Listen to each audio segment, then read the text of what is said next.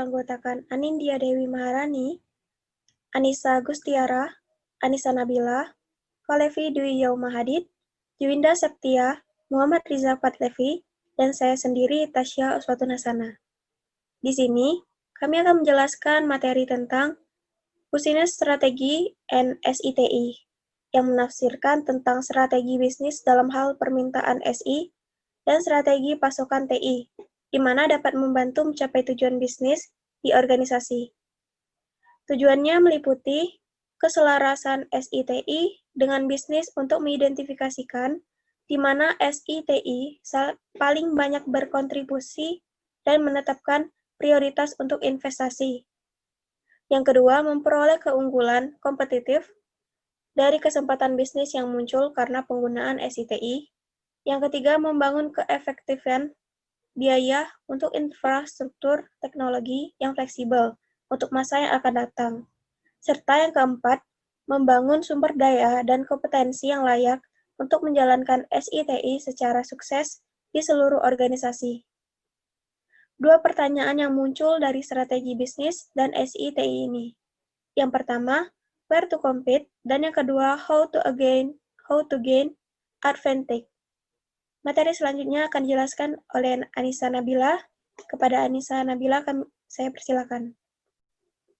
Baiklah, saya akan menjelaskan materi selanjutnya, yaitu analisis 5 kekuatan Porter, atau Porter 5 Force Analysis.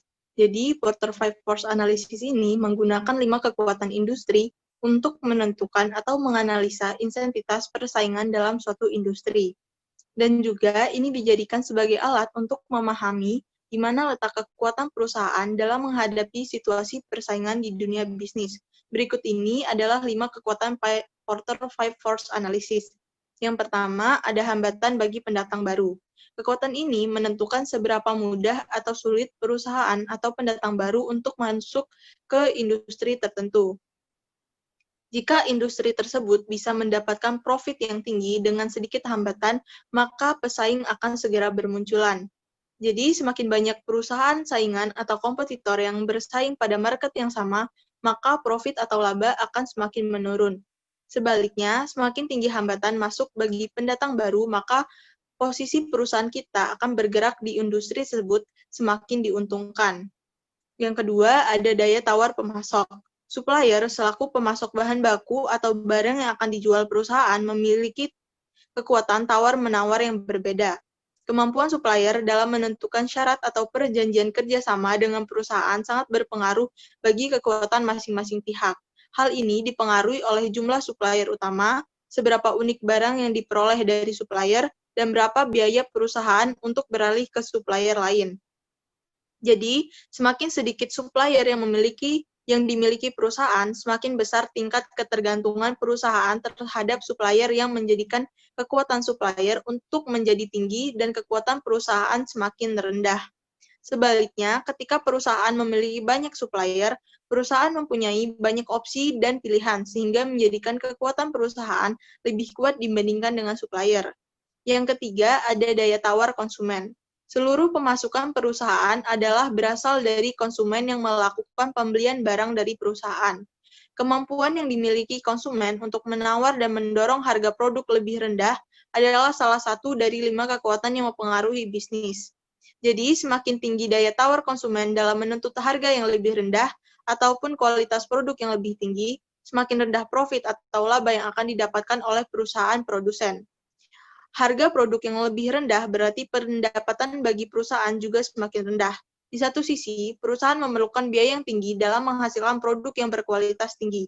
Sebaliknya, semakin rendah daya tawar konsumen, maka semakin menguntungkan bagi perusahaan kita. Yang keempat, ada hambatan bagi produk pengganti. Hambatan atau ancaman ini terjadi apabila pembeli atau konsumen mendapatkan produk pengganti yang lebih murah atau produk pengganti yang memiliki kualitas lebih baik dengan biaya pengalihan yang rendah. Jadi, semakin sedikit produk pengganti yang tersedia di pasaran, akan sedikit menguntungkan perusahaan kita. Yang kelima, ada tingkat persaingan dengan kompetitor. Jadi, suatu lingkungan bisnis mempunyai tingkat persaingan kompetisi yang tinggi antara perusahaan dan kompetitor. Setiap perusahaan berjuang untuk menciptakan inovasi agar produknya tak kalah saing dan dapat mengungguli pendapatan kompetitor. Pada bagian ini akan ditelaah seberapa kuat persaingan di pasar dengan mempertimbangkan jumlah pesaing yang ada dan apa yang dapat dilakukan perusahaan untuk mengatasinya. Jadi, implikasinya, dengan memahami teori Five Force ini akan membantu organisasi untuk menyesuaikan strategi bisnis guna menghasilkan pemasukan dan keuntungan yang lebih tinggi. Dengan mempertimbangkan faktor-faktor tersebut, maka organisasi akan mampu menghasilkan strategi yang efektif, antisipatif, dan kompetitif untuk mempertahankan posisinya dalam lingkungan bisnis. Sekian materi yang dapat saya sampaikan. Selanjutnya, akan disampaikan oleh Fahlepi. Kepada Fahlepi, saya persilakan. Baiklah, materi selanjutnya yakni tentang analisis Pestel. Analisis Pestel adalah suatu analisis yang biasanya digunakan oleh sebuah perusahaan sebagai alat untuk memantau lingkungan di mana mereka beroperasi, atau untuk memantau lingkungan di mana mereka berencana untuk meluncurkan produk dan layanan baru. Analisis Pestel membantu perusahaan memberikan mereka gambaran yang luas mengenai lingkungan bisnis perusahaan berdasarkan beberapa faktor, di antaranya faktor yang pertama adalah faktor politikal atau faktor politik. Faktor politik meliputi hukum yang berlaku, kebijakan pemerintah, dan aturan formal atau informal yang berlaku di lingkungan dan sekitar perusahaan. Contohnya adalah kebijakan pajak dan peraturan daerah. Faktor yang kedua adalah faktor ekonomi. Faktor ekonomi meliputi semua faktor yang mempengaruhi daya beli dari customer dan mempengaruhi iklim berbisnis suatu perusahaan. Contohnya adalah standar nilai tukar, suku bunga, dan pertumbuhan ekonomi. Faktor yang ketiga adalah faktor sosial. Faktor sosial meliputi semua faktor yang dapat mempengaruhi kebutuhan dari pelanggan dan mempengaruhi ukuran dari besarnya pangsa pasar yang ada. Contohnya adalah tingkat pendidikan masyarakat di suatu daerah, tingkat pertumbuhan penduduknya, serta kondisi lingkungan sosial dan lingkungan kerja. Faktor yang keempat adalah faktor teknologikal atau faktor teknologi. Faktor teknologi meliputi semua teknologi yang dapat membantu dalam menghadapi tantangan bisnis dan mendukung efisiensi proses bisnis perusahaan. Contohnya, penemuan dan pengembangan baru, biaya dan penggunaan teknologi, perubahan dalam ilmu pengetahuan, dan dampak dari perubahan teknologi. Faktor yang kelima adalah faktor environment atau faktor lingkungan. Faktor lingkungan dapat digunakan ketika melakukan perencanaan strategis atau mencoba mempengaruhi keputusan pembeli seperti faktor lokasi geografis. Dan faktor yang terakhir adalah faktor legal atau faktor hukum. Faktor legal meliputi pengaruh hukum seperti perubahan undang-undang yang ada atau undang-undang yang akan datang. Contoh, kesehatan dan keselamatan, undang-undang arahan pekerjaan, undang hak asasi manusia, tata kelola perusahaan, dan tanggung jawab lingkungan. Implikasi analisis Pestel ini pada strategi SI adalah analisis Pestel membantu mengidentifikasi faktor-faktor eksternal di suatu daerah yang mempengaruhi suatu organisasi. Tool analisis Pestel ini memiliki beberapa manfaat, yakni yang pertama, sebagai tool yang sangat berguna dalam memahami gambaran menyeluruh lingkungan di mana usaha beroperasi, serta kesempatan maupun ancaman yang ada di sekitarnya. Sehingga, kesempatan yang ada dapat diambil serta dapat meminimalisir resiko atau ancaman. Manfaat yang kedua adalah sebagai tool untuk memahami segala resiko terkait dengan pertumbuhan atau penurunan usaha, dan juga posisi, potensi, serta arahan strategis untuk bisnis maupun organisasi. Manfaat yang terakhir adalah sebagai tool orientasi generik untuk mencari tahu apakah organisasi di dalam suatu konteks lingkungan dengan segala hal terjadi di luar sana pada saat bersama memberi pengaruh ke dalam organisasi. Cukup itu materi yang saya sampaikan. Selanjutnya saya serahkan kepada Anindya Dewi Maharani. Baiklah, kita ke pertanyaan selanjutnya, how to gain advantage. Nah, masuk ke tools dan teknik yang pertama. Jadi di tools dan teknik yang pertama ada POV analysis. business model, dan value proposition analysis. Untuk perceived use value analysis. PUV analysis merupakan trade-off antara manfaat yang didapatkan dari suatu produk dengan pengorbanan yang dilakukan oleh customer. Customer akan membeli sebuah produk yang ditawarkan jika harga yang harus dikeluarkan lebih kecil daripada perceived value yang didapatkan.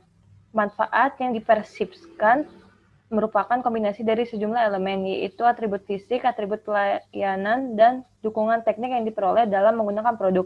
Sedangkan pengorbanan yang dilakukan customer terdiri dari seluruh biaya pembelian yang terjadi pada saat membeli, meliputi harga pembelian, biaya akuisisi, transportasi, instalasi, biaya penanganan, perbaikan, dan pemeliharaan, serta resiko kegagalan produk. Perusahaan sendiri dalam memasarkan produknya mengkampanyekan 5 nilai guna. Yang pertama, nilai guna kegunaan bentuk adalah daya tarik estetika dari desain fisik suatu produk. Yang kedua, utilitas tugas adalah nilai yang melekat pada layanan yang menghemat waktu, tenaga, dan biaya. Yang ketiga, utilitas waktu mengacu pada kemudahan akses ke layanan atau produk. Yang keempat, atau ada utilitas tempat, yaitu untuk kenyamanan lokasi. Yang kelima adalah utilitas kepemilikan, mengacu pada kemudahan membeli suatu produk. Tools selanjutnya adalah value propositional analysis. Value proposition adalah manfaat atau nilai yang ditawarkan oleh sebuah bisnis kepada customer. Pada dasarnya, tidak ada bisnis yang tidak menawarkan solusi. Semuanya itu tergantung kebutuhan. Namun yang paling penting adalah permintaan dari pasar bisa dijawab oleh bisnis tersebut. Maka dibutuhkan value proposition analysis. Dalam value proposition sendiri, terdiri dari 11 bagian menurut Alexander Osterwelder. Yang pertama ada performance, yang kedua ada newness, yang ketiga ada customization, yang keempat ada getting the job done, yang kelima ada design, yang keenam ada brand atau status, yang ketujuh ada price, yang kedelapan ada cost reduction, yang kesembilan ada risk reduction, yang ke-10 ada accessibility, dan yang terakhir ada usability. Implikasi PUV analysis dan value proposition analysis dalam strategi SI yaitu mencari peluang untuk menginformasikan produk ke pasar, sehingga dapat lebih memahami sikap dan kebutuhan pelanggan. Karena memahami sikap dan kebutuhan pelanggan itu akan menghasilkan produk yang sesuai ekspektasi pasar, serta dapat memvisualisasi nilai bisnis sehingga value yang tercipta nantinya akan tepat sasaran. Tools yang selanjutnya adalah bisnis model. Organisasi tidak dapat beroperasi dalam ruang hampa. Harus ada model bisnis yang menjadi landasannya, yang mengartikulasikan apa yang harus dilakukan organisasi, bagaimana hal itu dilakukan, bagaimana organisasi membuat uang, dan apa yang dilakukan untuk memuaskan pelanggan. Untuk menjadi perusahaan yang sukses membutuhkan bisnis model untuk mencapai tujuan dan sasaran organisasi. Bisnis model sendiri ada 9 komponen. Yang pertama ada key activities, yang kedua key resources, yang ketiga ada partner network, yang keempat ada value proposition, yang kelima ada customer segment, yang keenam ada channels, yang ketujuh ada customer relationship, yang kedelapan ada cost structure, dan yang sembilan ada revenue stream. Implikasi bisnis model dalam strategi SI adalah bagaimana informasi yang didapat tadi dapat menyempurnakan atau mempermudah proses visualisasi model bisnis dalam penerapannya. Sedangkan manfaat bisnis model sendiri, yang pertama ada melakukan sinergi antar divisi, yang kedua ada menghemat waktu dalam melakukan koordinasi, yang ketiga ada mudah dalam melakukan modifikasi model bisnis, dan yang terakhir metode ini fokus dalam memberikan value yang tepat bagi pasar. Materi selanjutnya akan dijelaskan oleh Juwinda Septia.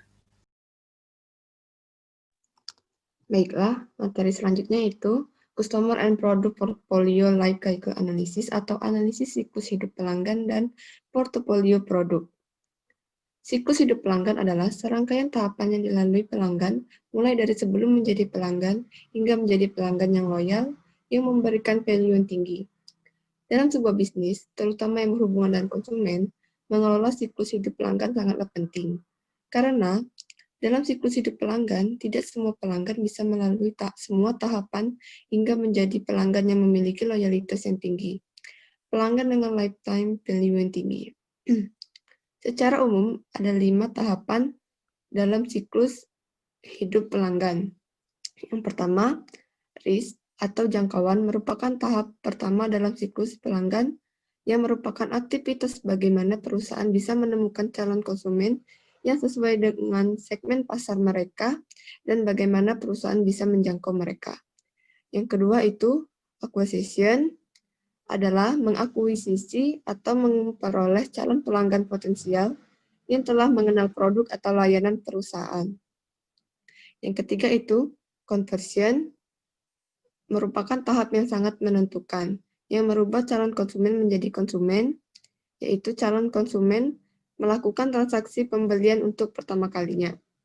Yang keempat itu retention, sebuah bisnis akan melakukan aktivitas bisnis atau transaksi yang berulang, tidak hanya sekali, tetapi berkali-kali untuk selamanya. Tahap yang kelima itu loyalty, adalah menciptakan atau membangun loyalitas yang tinggi untuk para pelanggan. Selanjutnya itu analisis portofolio produk. Analisis portofolio produk menentukan apakah setiap produk memenuhi kriteria kinerja minimum manajemen pemasaran. Penilaian kekuatan dan kelemahan produk relatif terhadap produk lain dalam portofolio juga ditinjau. Analisis komparatif produk dapat dilakukan dengan metode grid. Portofolio grid menunjukkan perbedaan antar produk.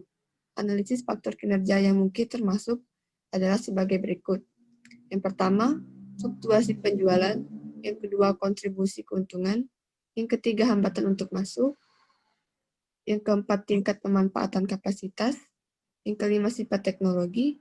Yang keenam, responsivitas penjualan terhadap harga, aktivitas promosi, tingkat layanan, dan pengaruh lainnya. Yang keenam itu produksi alternatif dan peluang proses. Yang ketujuh yaitu pertimbangan lingkungan.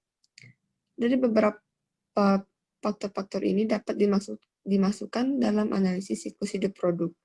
Analisis ini juga dapat membandingkan mereka pesaing dari produk tertentu.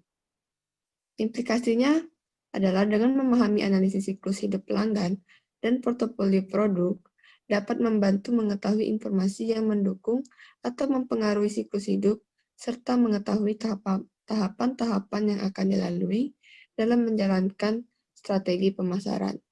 Materi selanjutnya akan dijelaskan oleh Riza Patlevi.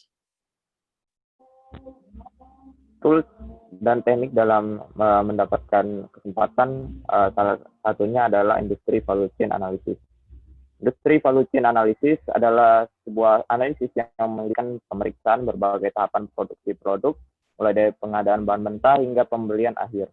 Implikasinya terhadap strategi bisnis IS dan TI adalah penggabungan dan akuisisi, yaitu memeriksa faktor yang menggerakkan biaya produksi, bisa memberikan estimasi dari potensi penggabungan dan akuisisi yang dapat dimanfaatkan untuk memperbesar skala ekonomi. Ada juga masuk pasar baru.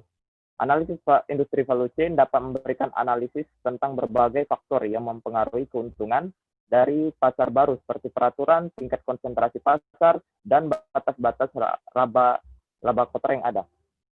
Sehingga analisis ini dapat memudahkan perusahaan untuk mencari keuntungan di pasar, bahkan memberikan peluang untuk membuka pasar baru. Kemudian ada kecerdasan kompetitif. Analisis ini dapat membantu mengevaluasi posisi kompetitif, termasuk estimasi batas industri rata-rata saat ini, dan juga memberikan potensi untuk rantai supply yang menghemat biaya atau strategi penetapan harga yang menguntungkan.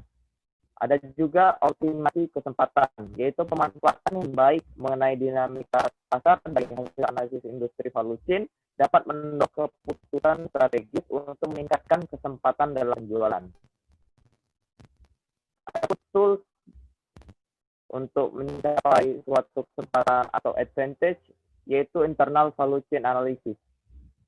Analisis ini memperhatikan aktivitas-aktivitas dalam perusahaan yang sangat erat dengan fungsi-fungsi pendukung perusahaan tersebut. Aktivitas-aktivitas seperti logistik masuk, pengerjaan atau operasional, logistik keluar, penjualan, pemasaran, serta pelayanan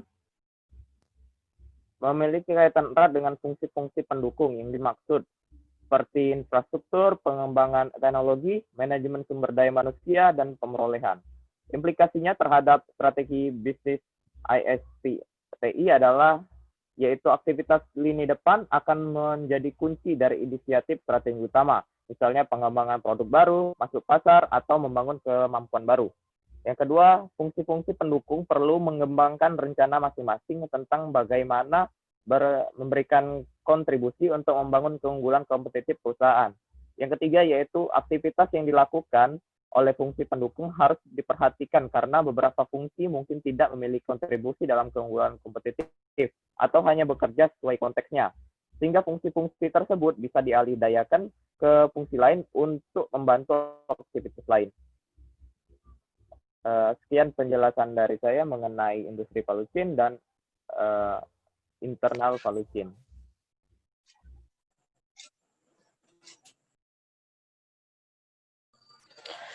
Baiklah, materi selanjutnya untuk menjawab pertanyaan how to gain advantage untuk tools and technique. Strategi competence adalah strategi perusahaan dalam proses melayani kebutuhan pelanggan.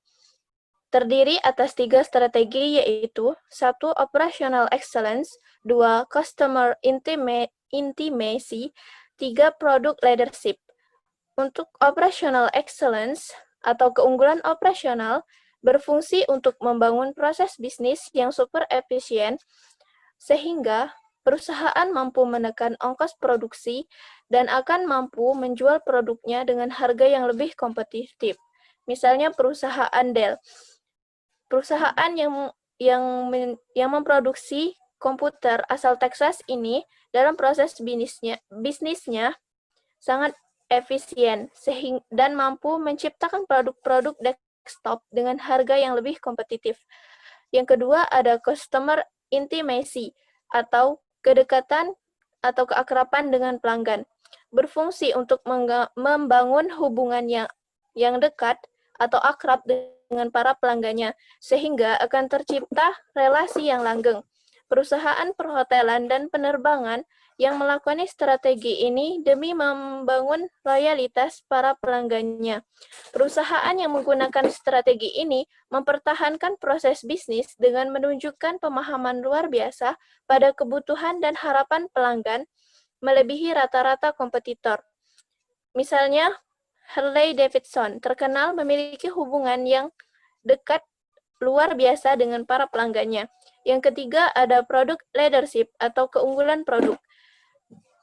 Berupaya menciptakan produk dengan kualitas premium sehingga produk yang diciptakan paling canggih, paling baik, dan paling inovatif. Dan selalu one step ahead dibanding produk kompetitor. Contohnya BMW dan Ferrari yang menciptakan produk legendaris dan menawan. Itulah materi terakhir dari saya. Saya kembalikan ke moderator.